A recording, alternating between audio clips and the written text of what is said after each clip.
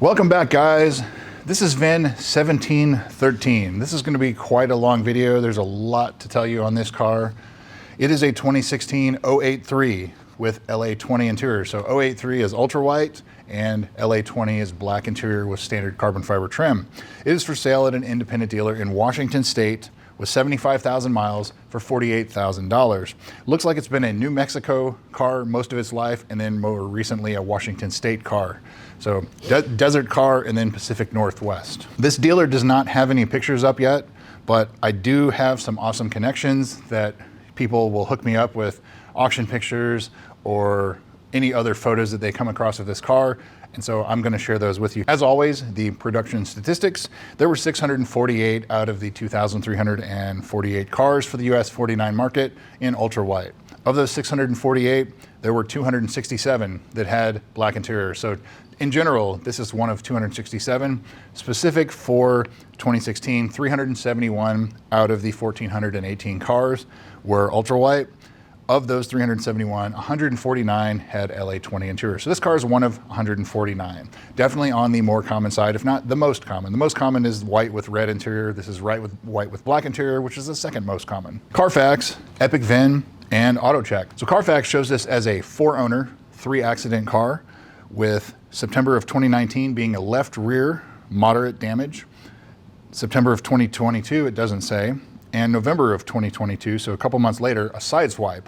So there's 3 accidents there. Epic VIN shows this as a 4-owner, 1-accident car, September of 2019, at the left rear, which that's the big accident, which I'll get to here in a minute. AutoCheck shows this as a 4-owner, 2-accident car, September of 2019, moderate damage to the left front, left rear, quarter panel, wheels, and windshield, all replaced and or damaged.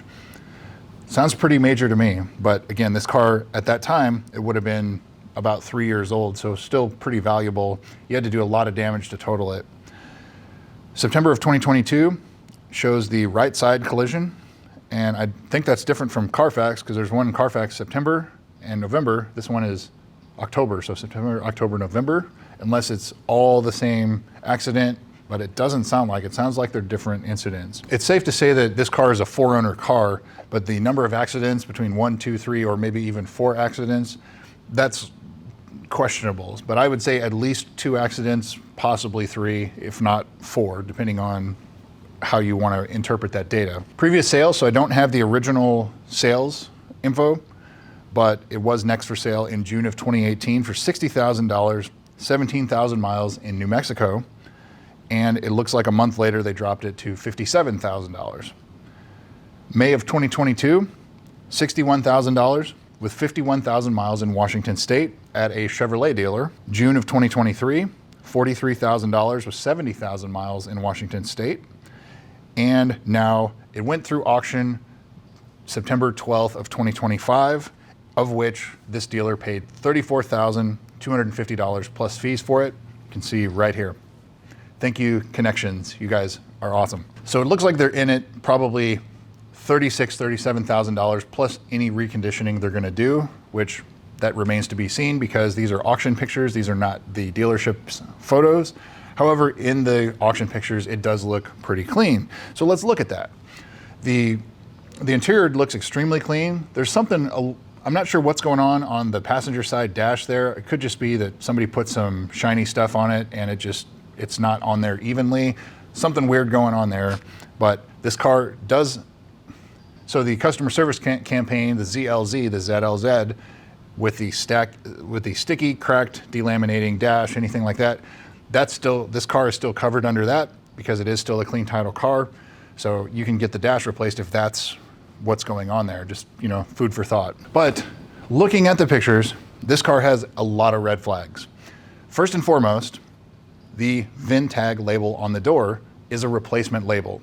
That tells you that whatever accident happened on that left side was enough to require paint work on the B-pillar. So was the B-pillar replaced? Was it just repainted? There's something major that went on right there. That's red flag number 1. Red flag number 2 is if you look at the left rear of this car, you can see the the panels on the trunk and the quarter panel do not line up. They're very poor how they line up, huge gaps, and the paint does not match either on all of the panels. And I know ultra wide has a gold flake in it, and so when you have a car that has a metallic paint job, the metallic flake has what's called a flip or a flop, and it's how the metallic flake lays in the paint, so when light hits it, it looks the same. So you have different shades of white on this car, but it could also be that the flip or the flop of the flake, the way the panels were painted, could be reflecting the light differently, making it look lighter or darker. And that could be what's going on here, but it could be that it is a different shade as well. So in the engine bay, you can see that it has an intake elbow, pretty common mod on these cars.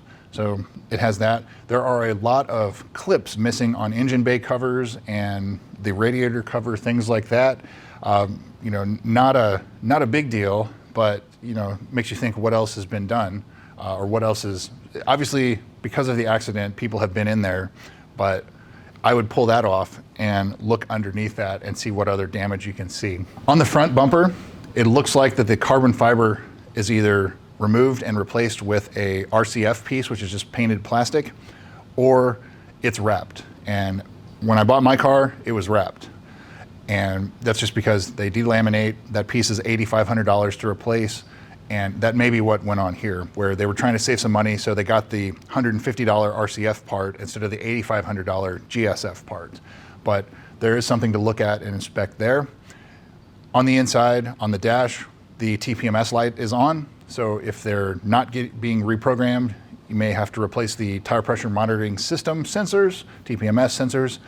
But that's just another thing that I saw that you should pay attention to. There's only one interior photo from the auctions, and you know, I can't really tell if the carbon fiber is delaminating, but always inspect that and see if that's something that you need to replace or address. Other than that, it does look very clean inside. The outside leaves a little bit to be desired. So let's jump onto the service history. This car was last serviced at the Lexus dealer in 2022, so it's already been 3+ years since this car has been Lexus serviced, and I don't see a lot on the Carfax after that either. So the service history, there's a big question mark there as well. Speaking of service history, let's go ahead and jump into it. So this part's gonna be pretty lengthy. I have a lot to talk about here. First entry of note is January of 2018. The steering wheel was replaced due to the leather tearing. I have seen a few of those on the service histories. Lexus Goodwill replaced it, so again, no issues there, but the car does have a new steering wheel in 2018. The next service, they noted that the steering wheel is off center from the replacement, and so it looks like they just corrected it. All you have to do is pull it off, move it a spline, put it back on. Pretty simple. February of 2018, a month later, the check engine light was on.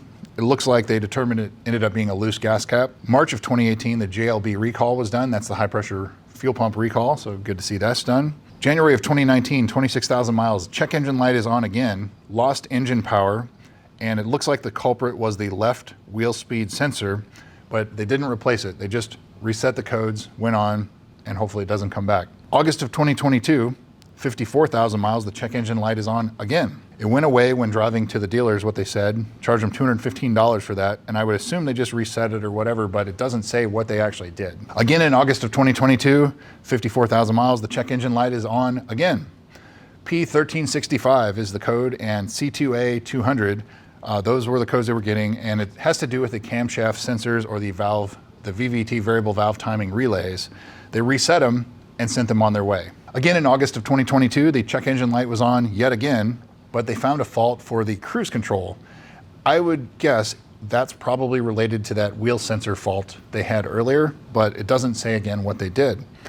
A month later, in September of 2022, the check engine light is on again. It notes that this car is a certified pre-owned car. P1365 is the code they're getting again. Camshaft timing control circuit, and they installed a new camshaft timing control motor. That's on the front of the engine on the left and right side. There's two motors on the front of the engine that advance and retard the timing, and so obviously one of these was bad or allegedly bad, and they replaced it. So remember how we had that accident on the Carfax in September or October of 2022? Well, here is October of 2022. It says, at 56,000 miles, repair insurance estimate, front bumper, grille, right-hand fender, right-hand shock, headlight, the parking sensor, the emblem, the upper molding, rivets, blend to rear right front door, and add paint protection film. So there's a lot of stuff for this side swipe. Basically, the whole right front corner of everything, headlight, everything was replaced. That sounds pretty major, even though the Carfax shows it as a minor accident. Also in October of 2022, the vehicle was reported leaking from the right front corner. They replaced the transmission cooler assembly, which is at that corner, and the associated parts, and they re-aimed the right front headlight, which was replaced during that accident. A month later, in November of 2022, at 61,000 miles, all kinds of malfunctions reported on the dash, ABS, blind spot, all kinds of stuff. They determined that left front speed sensor, which has still not been replaced, had water in it, and it doesn't actually say if they replaced it or not. Again, in November 2022, the check engine light is on again for that P1365 variable valve timing code. It looks like they just reset it and went on. They didn't do anything about it. November of 2022, 63,000 miles, the driver's headlight is now not working, and it was replaced under CPO warranty at $3,700. So the guy paid for his certified pre-owned warranty right there. And it looks like it was installed the next service, but they still said on that service to replace the left front wheel sensor, and they declined the service. December of 2022, the check engine light is on again with the P1365 code. They found a pin in the connector was loose, so they replaced the connector. And then the last service was in 2022 with 68,000 miles, 60,000 mile service was done, but it doesn't actually say if the spark plugs were done. It says $820 is the cost. I would think if you're replacing the spark plugs, that was not done for that cost. But it does say that the TVD was serviced, the torque vectoring differential and the differential itself, along with cleaning the roof drains, which is always good to see. And that's the last service in 2022, 3 years ago. Would I buy this car? I would probably run away from this one. I think with the accidents are enough to turn me away, unless you could get this car super cheap, like around rebuild title cost, which is, low 30s. And I don't think this car, at $48,000 with that kind of history and all the mechanical issues that car looks like it was still having, I'm not a fan. And the fact that the recent auction pictures as of September 12th, 2025 had the trunk not lining up, all the mismatched paint, it looks like the PPF, the paint protection film on the front is lifting. There's a lot of red flags on there. The service history, but you also have the carbon fiber trim to address or not address. You have the lower control arm bushings. You have the valley plate. The valley plate, there's no evidence of it being inspected or done or anything like that. So if you were going to buy this car, do a mechanical inspection, inspect the valley plate, make sure it's not leaking. Otherwise, you've got a $1,500, $2,000 repair bill coming at you very soon. Inspect the brakes, inspect the tires, inspect the lower control arm bushings, the inner front tires for tire wear. The low pressure fuel pump was not updated. The HVAC servos have not been done. There's no evidence of the ZLZ, the ZLZ customer service campaign for the sticky cracked dash or dash replacement, anything like that. There's a lot that has not been done on this car. I just think that this car at this price, there are too many issues along with all of the accident history. I would not consider this car. If you're gonna look at it, you'd have to get it really cheap to make it worthwhile for you. I think that if you were to sell this car in the future, like say you buy this car, sell it in the future, everybody's gonna still know the history of it and that it's got questionable history. The repairs with the panel gaps in the rear, the trunk, that rear quarter, there's questions. And it seems like it's just in the future, it's gonna be a difficult car to sell. You've heard me talk about the good cars sell fast, and they do. They sell in under 24 hours. This car will not sell in 24 hours, not at this price. And so I think that there are better options out there. You can see that there's about one new car that pops up about every day. And so this is just the next one that came on the list. I'm reporting what I have on it, and I think that there's better options out there. So anyways, that's what I've got for you guys. Thanks again for watching. We'll see you soon. This is Vin 1713.